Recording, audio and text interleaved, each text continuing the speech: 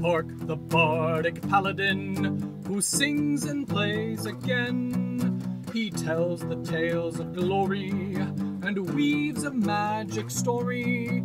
He'll join you at your table, and ask you to share a fable. Heroes of humble origin, villains who must be fought again. No matter their skill or prowess, the people in life are countless. So we pray you heed our request. Enjoy this tale of sidekicks and side quests.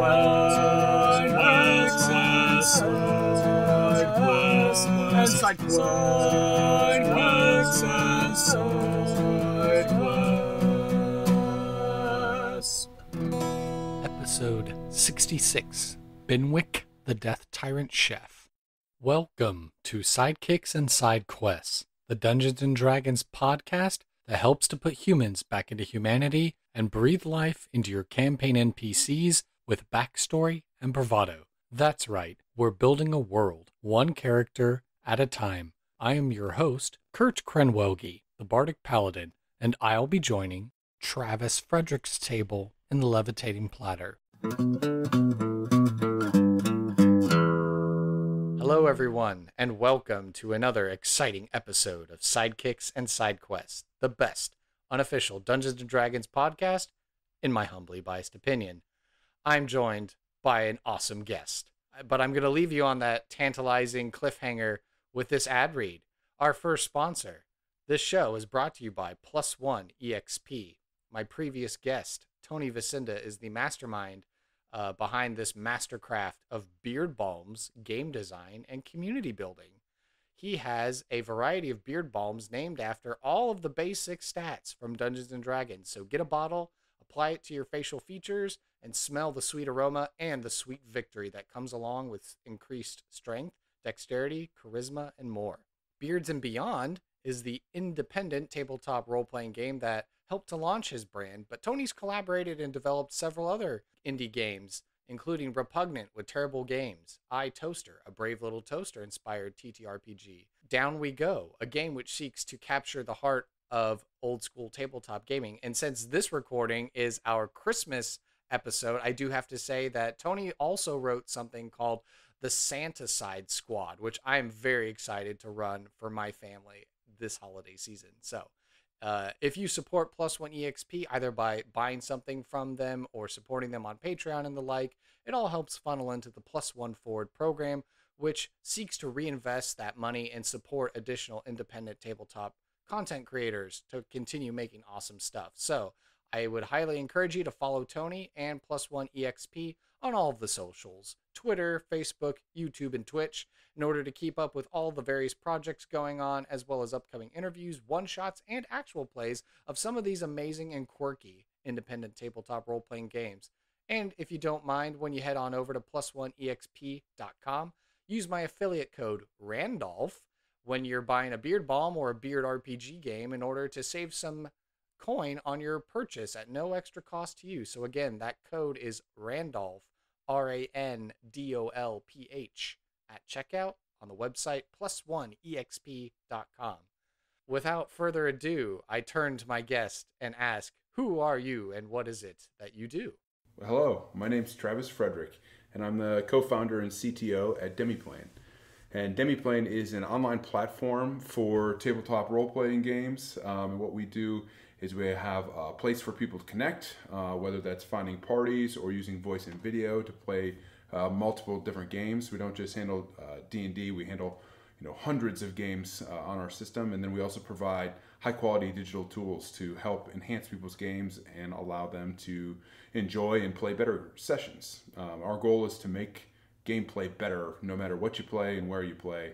It's all in one place. And we recently just launched Pathfinder Nexus, which is the official digital tool set of Pathfinder 2e. That's awesome. Yes, there is there's a lot going on with Demiplane. I do have to say, if you want a personal testimonial, I know that in preparation for the D&D one-shot that I ran for my coworkers, I was like, well, I've heard about this demi-plane from my good buddy and fellow podcaster, Andrew Strother. So perhaps I need to check out this demi-plane because, I've played a game or two on Roll20, or I've used Fantasy Grounds a couple times now over the pandemic. But, what's something that I can do that's system agnostic, but it also is like free to use and it's like easy to pick up. So I was like, okay, well, I'll try this demi-plane. And, I had a little bit of a hiccup with just making sure that my players accepted their invites in order to get in the game. But Mr. Frederick himself was the one that responded to my tech support question, which was super awesome. So there's that personal touch, even from the CTO himself. And yeah, we were able to run the game. It was successful and a lot of fun. And so now we're turning our one-shot into a campaign. So awesome. That's awesome. I have to thank Demiplane for that, of course. That's fantastic. Yeah, we just try and make it easy for everybody, and we know that lots of different people have favorite types of games or favorite platforms they like to adventure on. And one thing that we think is really important is the people around the table. So our focus is always on those people, and that's why we started with voice and video. Is just so that people can stay connected, whether it's outside of the game. There's chat and persistent chat, and you can find your party, like I said. But also there's notes and task lists that you can keep track of your game. And then also, like, during the game, you can have that voice and video that keeps you well connected. So it's all about the people around the table, in our opinion. As we're continuing along this conversation, I do have to mention to our listening audience, because like I told Mr. Frederick, this is a audio medium, not a visual medium. So you, the listeners, can't see the awesome beard that Mr. Frederick is sporting. And so I told him before we started rolling, oh man, this first ad read that you're going to hear is probably going to be something up your alley. So maybe, hopefully we can get you connected with Mr. Tony as well, who also sports an awesome beard and likes to make beard balms and independent tabletop role-playing games, which I'm sure a lot of people out there will use Demiplane to play over the internet.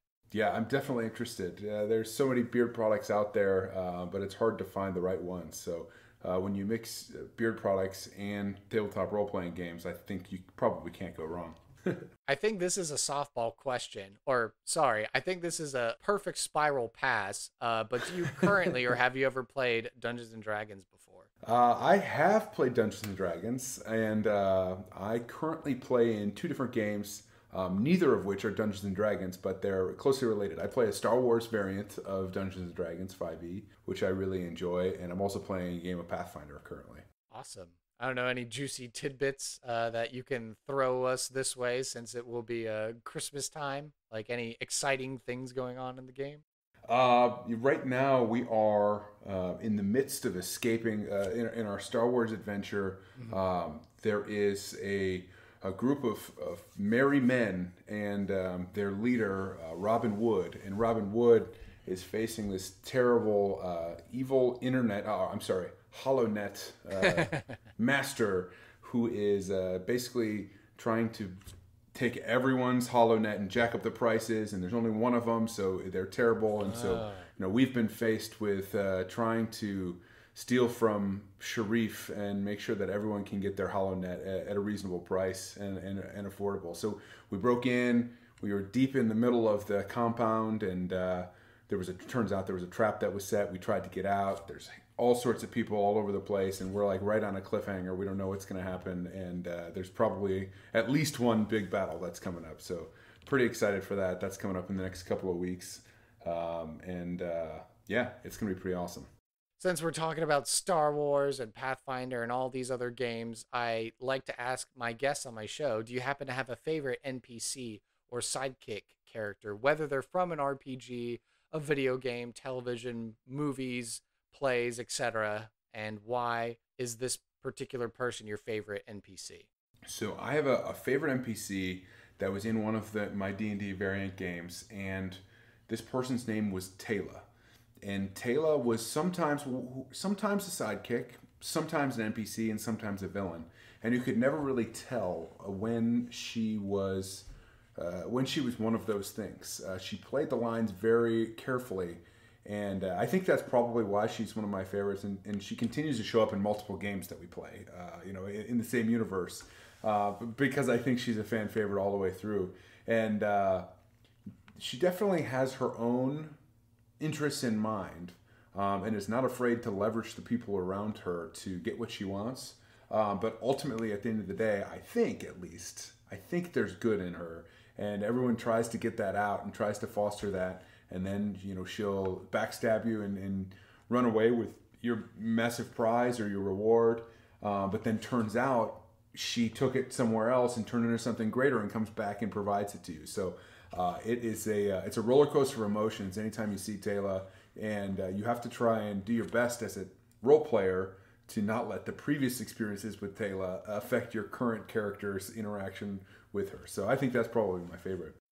As well, we like to ask on our show, do you happen to have a favorite side quest, either from RPG, video games, film, television, literature, etc.?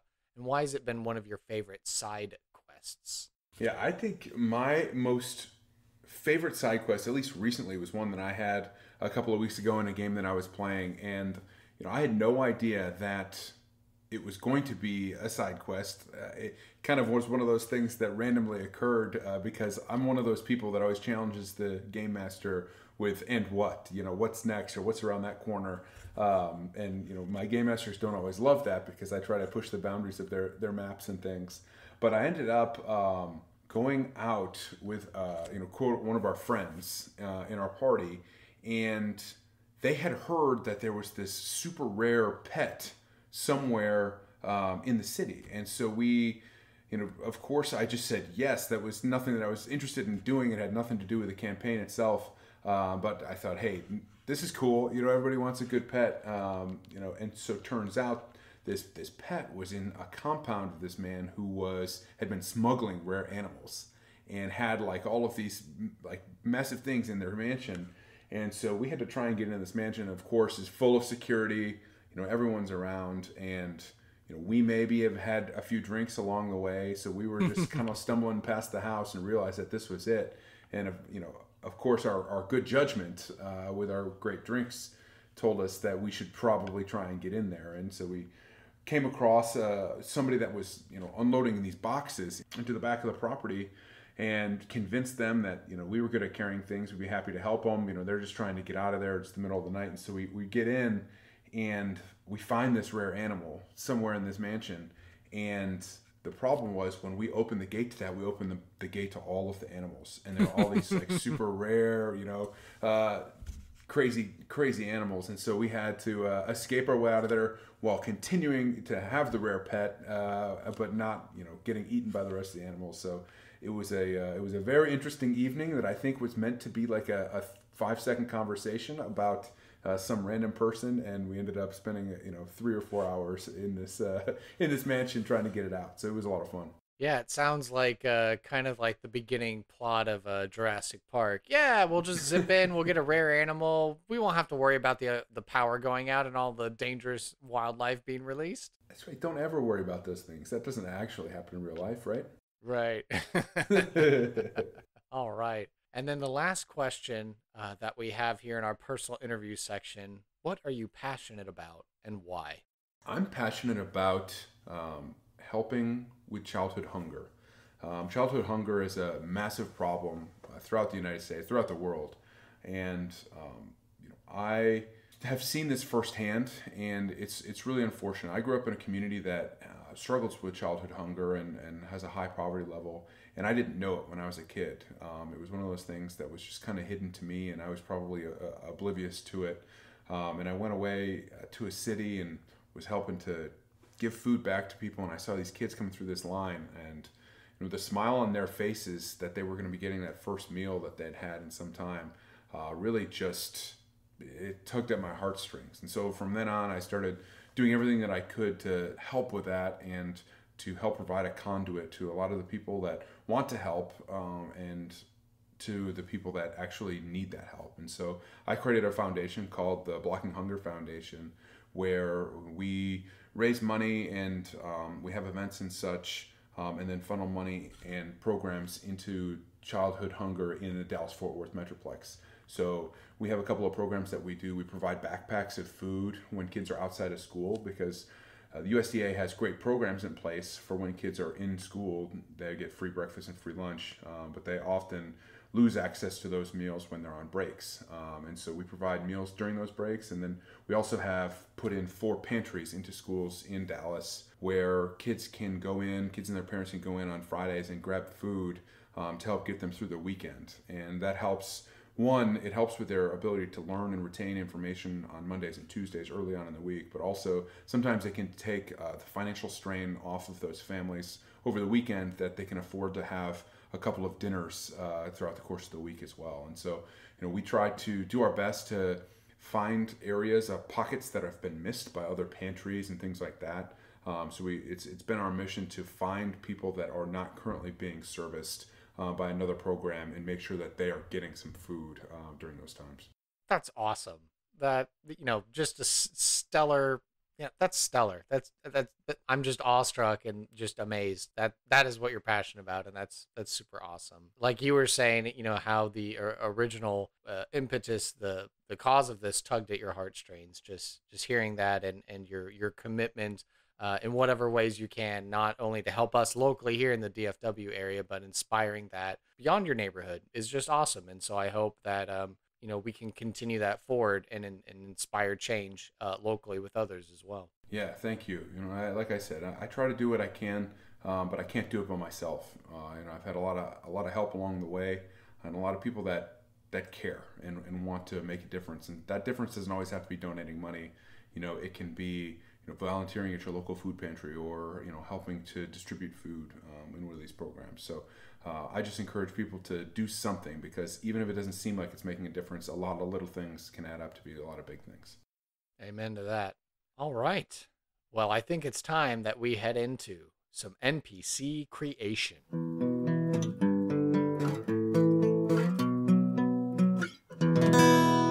right.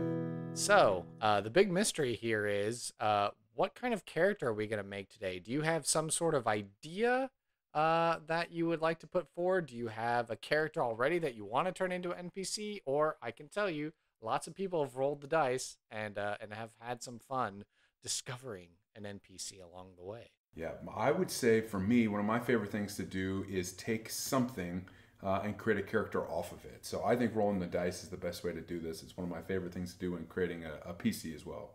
Okay, perfect. So if you've got all of your dice at the ready. I do. The first question that we have to answer is, what is the character's name? We will find that out by rolling the D20. All right, here we go. 4. Not a great roll to start off. Good thing it's just for a name. Well, the name that you have is Binwick. Nice. Binwick. Binwick. So we are off to a great start. I love it. All right, the next thing to determine is, what is the ancestry of this character? Let's go ahead and roll 2d10 for a D100 effect. All right, D100. 84. 84. Okay, I have to scroll down the list here to see what that is. Oh, wow. Okay. So, Binwick is a beholder of any kind. Oh. So if there's any kind of beholder that you want to play with, that's what Binwick is. I didn't know there was different kinds of beholders. Oh, yeah. There's loads of them. Have you never cracked open a monster manual and just leafed through it? Oh, my gosh. Not through the beholder section, evidently. Beholders. So there's a number of them here that I'm looking at on the Forgotten Realms wiki page. Mm-hmm. So some of them, I believe, include like a Death Kiss, Director, Eye of the Deep, Gauth, Gazer. Gazers, I think, are the little ones. Gouger, Observer, Overseer, Spectator. Oh, and then there's Undead Beholders, too. Elder Orb, Eye of Flame, Eye of Frost, Hive Mother, Mind Witness is the, I think Mind Witness is the Mind Flayer manipulated Beholder. So, yeah, there's a load of different kinds of Beholders out there. Here we go. Look at this. This Gouger looks unreal. Okay, Gouger? Oh, a ruthless carnivores that hunted Beholders. Where Beholderkin created by Faerun to combat Beholders. Oh, it's a 3rd edition monster. That's not what we need here. Death Tyrant. Death Tyrants were undead beholders akin to zombies. But I think that's pretty cool. Yeah, let's go. Oh yeah, it does speak languages. Okay, good to know. Deep speech, undercommon. But of course, a dungeon master can come up with any reason why a beholder might speak a different language of some other kind. Perfect. Okay. Let's see. We've got the name. We've got the ancestry. What is the job or role in society for Binwick the Death Tyrant Beholder? That will require us to roll a D10, just a regular D10. Okay. So that's a 7.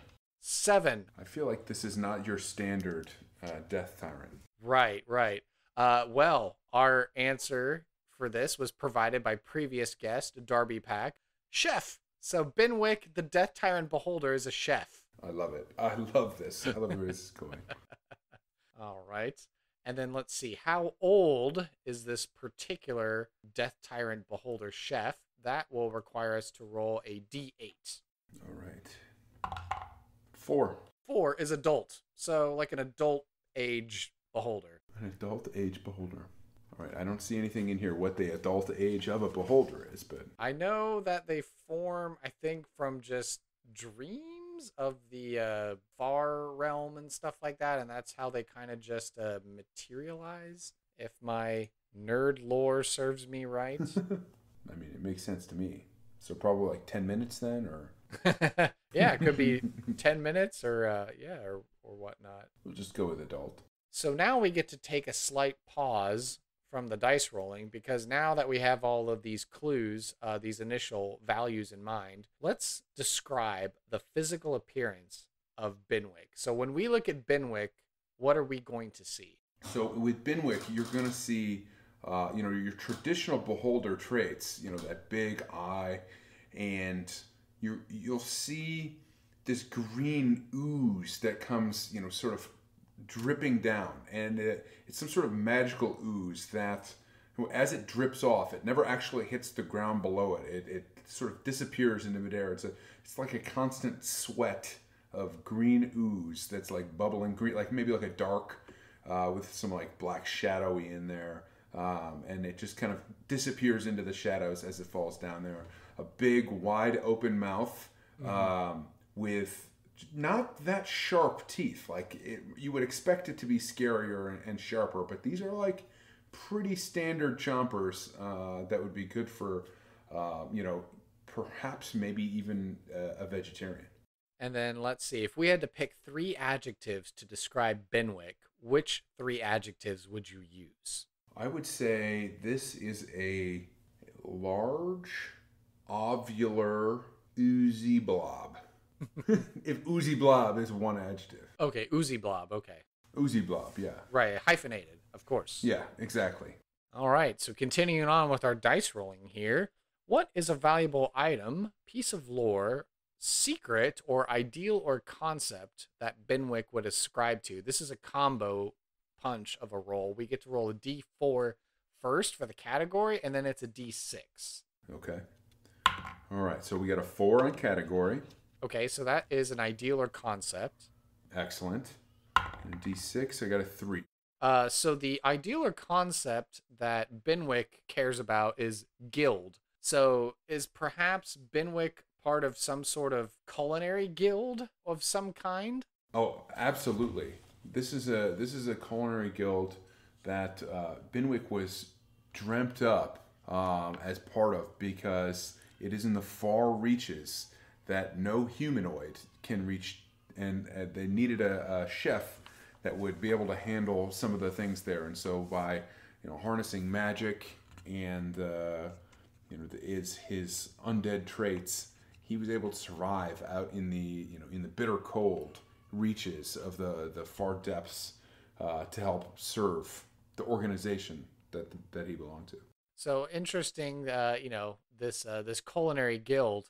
Is it just specifically like within this Underdark or Far Realm type environment, or does it span the dimensions and the societies, as it were? This is spanning, absolutely. This is a large guild, culinary guild that serves many masters, many different other companies, if you will. Kings and queens, emperors, exactly.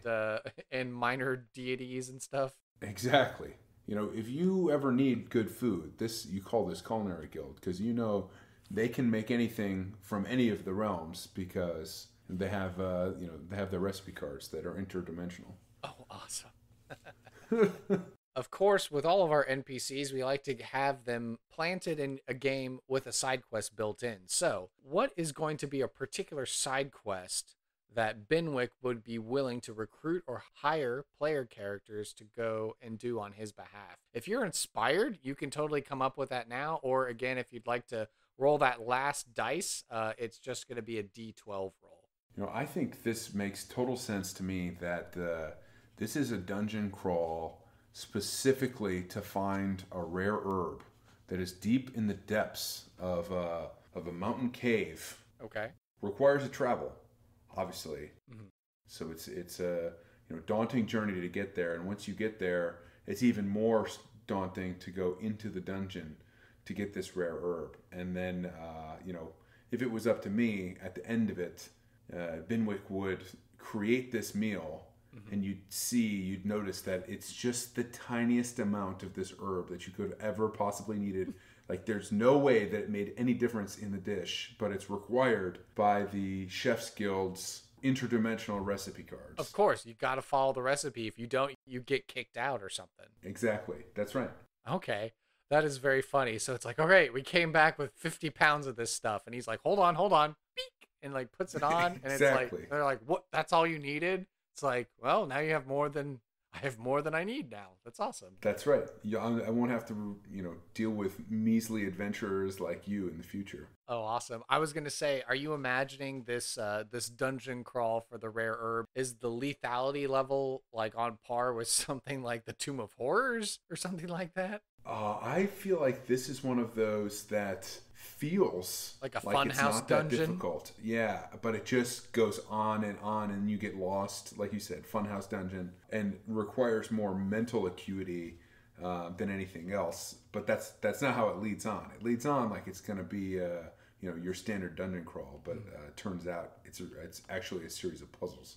Oh, that's fun. That's awesome. Of course, a beholder would send you off on this insane quest. Of course. All right. Well, we like to consider with our side quests, what's going to be the reward for succeeding. So they go through this funhouse dungeon hell. They get the herb. They bring it back. How is Binwick going to reward them? Well, it's tough. As a chef, you don't often have a lot of rewards to give. But when you're a Death Tyrant Beholder, there's also something else. So perhaps the reward is at the beginning of the quest is promise of riches from the king and queen that the beholder services, and at the end of it, gets the herb back there, makes the dish, and everyone has to sit and join for dinner, and it's a long drawn out dinner with very bad conversation that they have to sit through, and then at the end of it they find out that the king and queen don't have any heirs, and it's time that they're going to be passing things on. They're too old to do this. And so they actually get the kingdom. They actually get the whole kingdom. Whoa! That they're going to be in charge of. And the Death Tyrant will now be working for them, servicing them. But little do they know, quests continue as the reason the king and queen were actually leaving was because they knew that people were coming for the kingdom. And so then they'd have to, handle that stronghold and handle the future quests beyond that. Oh, cool. So yeah, it's like, congratulations, you have a stronghold and a kingdom, but now you have to defend it against all 5 invading armies. Exactly. Oh, that's amazing. That is amazing. But we also have to consider the flip-flop. For this seemingly simple errand, what would be the consequence of failure or refusing the call to the adventure? So they somehow find themselves in the presence of this kingdom and this chef who comes to them for this aid.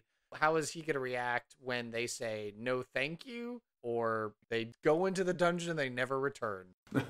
Well, I think a no thank you is met with perhaps some fear-based intimidation to try and get them to do it. At the end of the day, the Chef's Guild doesn't allow for violence against adventurers, but the promise of riches, hopefully is enough, paired with the fear of staring at this large ovular oozy blob, hopefully it's enough to get it done. And then, if things don't go well and they come back empty-handed, that's even worse. That's they've been waiting. Binwick's been waiting for this to happen. So perhaps I don't know. Binwick has to go do it himself. Oh, and if Binwick has to go do it himself, he has to let the kitchen go. So the king and queen are also upset, and I think it's they'll have to escape. No longer is it a nice way out. The king's guards would be chasing them out, shooing them out, and they would be spreading terrible rumors about them in the nearby cities.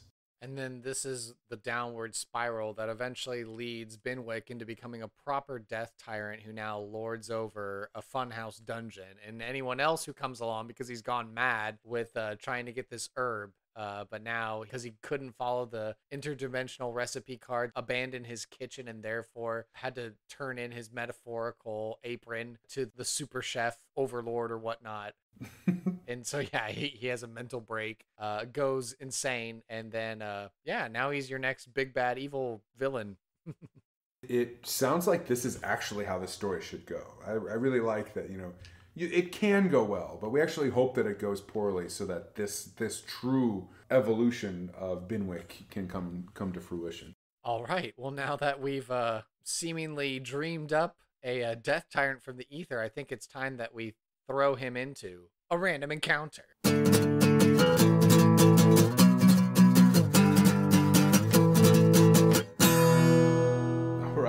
All right, so this random encounter is brought to you by Reaper Miniatures. They've been Texas Titans here in the tabletop industry since 1994, and they're right here in our collective backyard of DFW. And they've got an amazing warehouse and game store. They make everything from paints to gaming accessories, and they stream on Twitch and YouTube with tutorials and interviews. Whatever system you're running, like Demiplane, whatever game you're playing, Reaper Miniatures has got you covered. Every time you shop with them and spend at least $40 on your purchase, they're going to give you a cool new mini of the month for free. And it's always something new and changing. So go shop with them often so you can add to your collections quicker. If you visit my website, sidekicksandsidequest.com, I have a link towards Reaper Miniatures that helps build our affiliate relationship. So if you use my referral link and you go and shop on their store, you're actually helping to support Sidekicks and SideQuest because we're building that relationship. We're combining our Texas powers of might together. And I know at this point in the recording, this holiday season, I've gotten at least 2 gift cards from Reaper Miniatures. So I'm very excited to spend that money and get some new minis for myself to hopefully paint myself and then stick them in my stocking or something. So that'd be great. So again, go to my website, sidekicksandsidequest.com, use the referral link to get over to Reaper Miniatures, and be sure to follow Reaper Miniatures on Facebook, Twitter, Instagram, Twitch, and YouTube. So thank you, Reaper Miniatures. All right.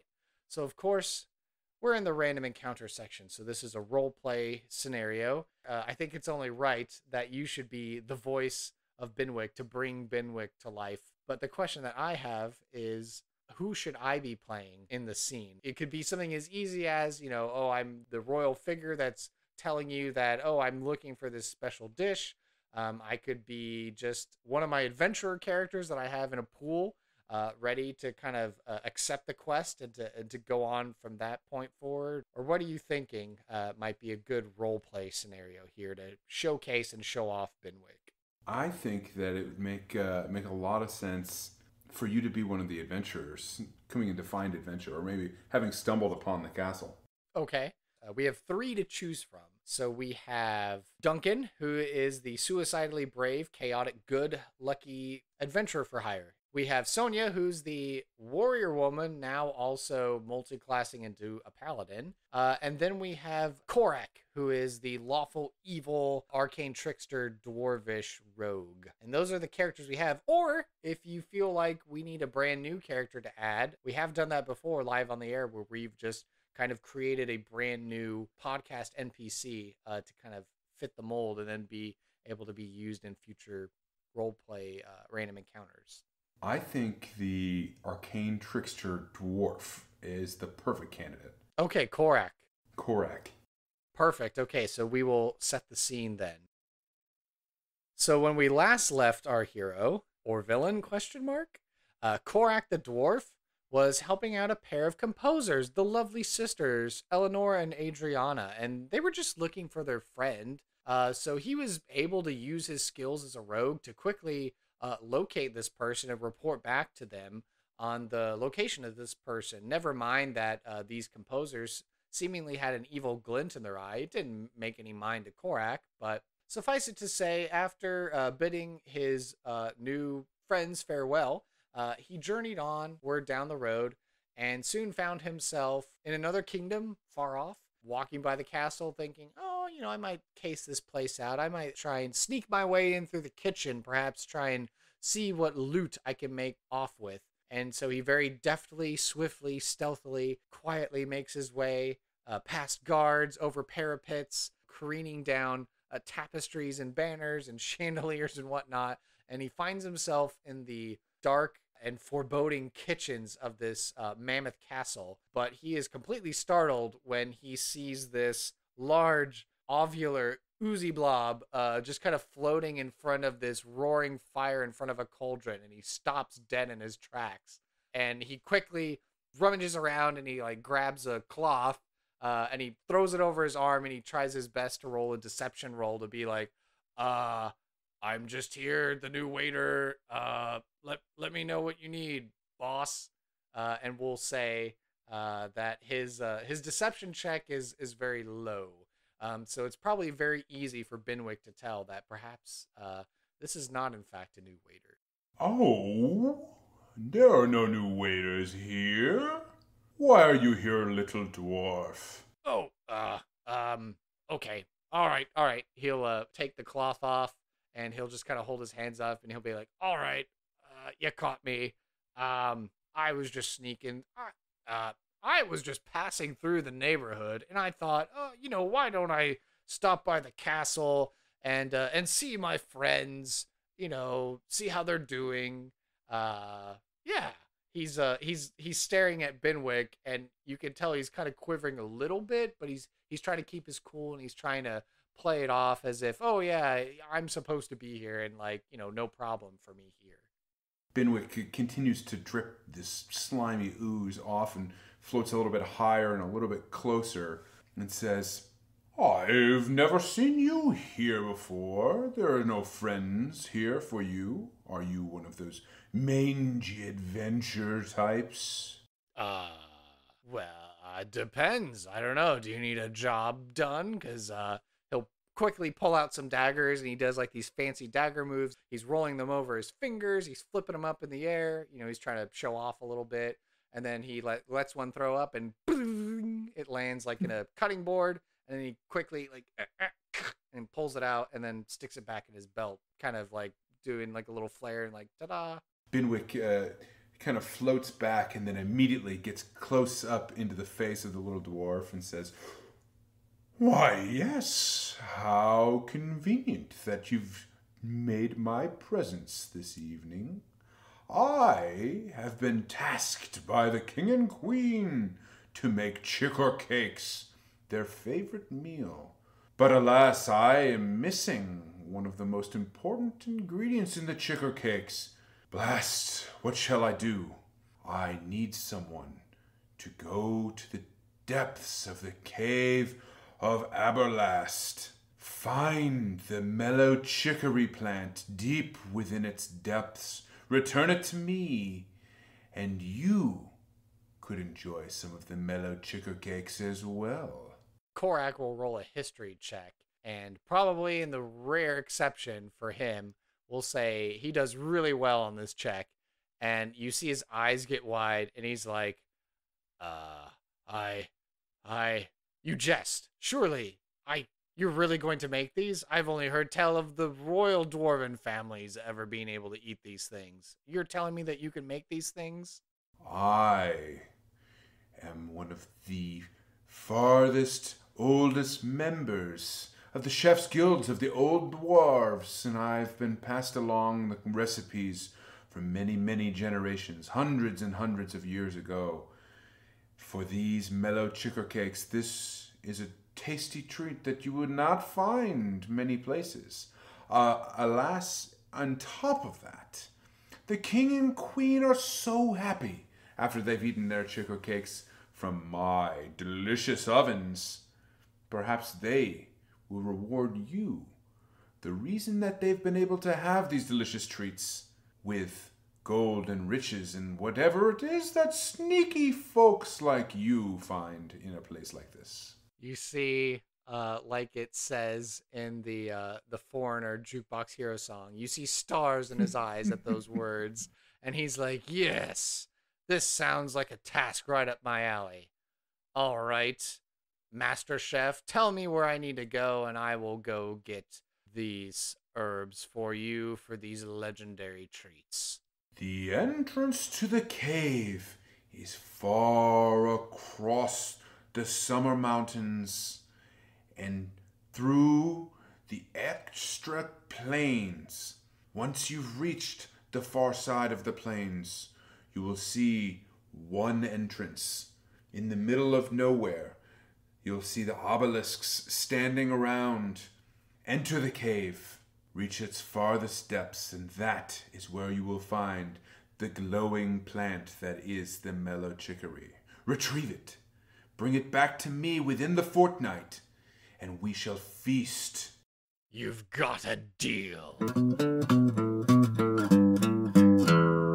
And scene. I love it. Awesome. That was amazing. That was fantastic. Thank you. Oh, of course, you're welcome. As we're starting to enter into our final thoughts section here of the show, what did you think of the random encounter, of your experience here today? I loved it. I, admittedly was not sure where we would end up today, and boy, Binwick is a unique character is right up. It's right up my alley. I love taking just some sort of thing and creating something fun out of it. And I love the way that you were able to riff on it and take it to somewhere greater. I actually now will take Binwick and make him the big bad evil in one of my campaigns. That is, of course, in the backstory, someone has turned him down. He's gone to find it himself, and he's gotten lost. I love the idea of it, that he now looks over this cave and tries to find it and continues to search. I love it. It's fantastic. That's awesome. I'm so glad to hear. We're on a couple of different social media platforms, so, just to be able to hear about it, say, like, on somewhere like Reddit would be amazing, just to hear, like, well, here's what really happened in my game, in my story, when I used Binwick. We're always open to that, for anyone to chime in and let us know where these NPCs end up in your campaigns and how they differ, because while Travis may turn Binwick into the big bad evil of his next upcoming campaign, maybe someone else is running a wholesome, slice of life game, random, side quest of the week, and they're like, oh great, now I can throw this Binwick character and be able to use that Funhouse dungeon module that I bought online, and now this is the perfect opportunity to deploy it and stuff. Yeah, I think that's perfect, and I would love to see that as well. I'm definitely going to keep my eyes out. I'm going to try and find a way to fit it in, but that's so much fun. I love it. Awesome. Well, like I said, it's final thoughts, and so I give the microphone and the platform over to my guests. So, whatever else you feel like sharing about your experiences today, please do so. Let us know where we can find you on all the social medias and all that good stuff. What projects, what stuff that isn't covered by a non-disclosure agreement can you talk about? And then any other passions, especially, the blocking childhood hunger cause and stuff. Let us know where we can find all that information so we can get plugged in. Yeah, well, first of all, thanks for having me on the show. I've been really looking forward to it. I know it was hard getting the schedule down and finding a way to do it, but I'm really glad that we did. I had a lot of fun tonight. You can find me personally on Twitter at tfrederick72. You can find me all over the Demiplanes, and we have YouTube and Twitch at Demiplane RPG, as well as Instagram, Facebook, Twitter, all of those things. You can find my website at demiplane.com or the new PathfinderNexus.com for the official digital toolset of Pathfinder. And you're going to see a lot more of some really cool stuff that we have coming up. Soon we have a lot of things that are going to be announced, and as the platform continues to build and grow, and I'm really excited about where we're headed, and it's fun to be a part of this industry. I think that's probably my biggest thought. I've done some things in my career that are definitely different than this, Obviously, I played football for the Dallas Cowboys for 7 years, and it is much different than playing tabletop role-playing games for a living. And I tell you, it has been so much fun moving into this industry because there are so many people like you that just care and want this to be a better industry and want people to have more fun. And that's one of my passions, and one of the reasons why I started Demiplane was that we wanted to allow and to help people have more fun playing these games. You know, we think that the world will be a better place if more people played, and if people that are playing played more often. You know, I think there's a lot of great uses for games like Dungeons and Dragons or any of the other tabletop role-playing games. And it's one of the things that I used when I was playing football to help me, you know, keep my emotional state in check. You know, I was still playing once a week when I was doing that. I used it as a great way to stay connected with my friends over long distances when I wasn't able to see them. And I think there's just a lot of great uses for it. And I'm excited to see that it's taking off, and I'm excited to see the industry continue to grow and be so accepting. I think it's a really unique community, and I'm really proud to be a part of it. For those of us who want to be involved with the charity work as well, where can we find that? Yeah, you can find the charity website at blockinghunger.org, and you can find us on Twitter at blockinghunger, on Twitter and Instagram. You'll find those updates. We put out a monthly newsletter where you can find out a little bit more about what we're doing on a regular basis, as well as the programs. You can learn more about the things that we're doing in the community and find out ways to help at blockinghunger.org. Amazing. Like I said, this is the Christmas episode at the time of this recording. So, and technically will be the last episode of the year for 2021. So I certainly want to thank you and all my guests who have been on the show this year. It's been a whirlwind of a year, what with snow apocalypses and new babies and moving and all that sort of stuff in my life. So I certainly thank everyone for your patience as I've been working on catching up on backlogs and making sure that everything is up to date.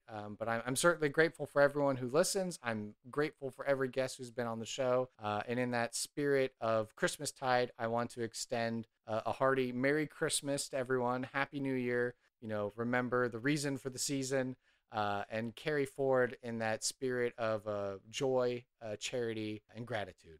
Fantastic. Merry Christmas, everybody. Thank you for listening to this episode of Sidekicks and Side Quests. Be sure to subscribe to the podcast through Apple Podcasts, Google Play, Spotify, and Overcast. Or feel free to save the RSS feed to use the app of your choice. Visit our website, sidekicksandsidequests.com, for links, write-ups of the NPCs, and to learn more about the show and the guests who have been on it. To stay up to date and interact via social media, you can follow the podcast on Facebook, Twitter, and Reddit by searching for SideKQ Podcast. I would love to talk D&D and showcase your fan art, stories of how you used our NPCs, discussions, and commentary. If you would like to hail the bard, send an email to sidekicksandsidequests@gmail.com. To help this show be the resource it's meant to be, I ask that you please leave a review on iTunes to help spread the word, and share our show with your friends and family. Whether you're a veteran player or an aspiring dungeon master, there's something here for everyone, and I want to hear about it. Sidekicks and Side Quests is unofficial fan content permitted under the fan content policy, meaning I'm not approved or endorsed by Wizards. Portions of the materials used are property of Wizards of the Coast, copyright Wizards of the Coast, LLC. Thank you for your support, and I'll see you at the pub next time. Bar to rock on 1, 2, 1, 2, 3, 4.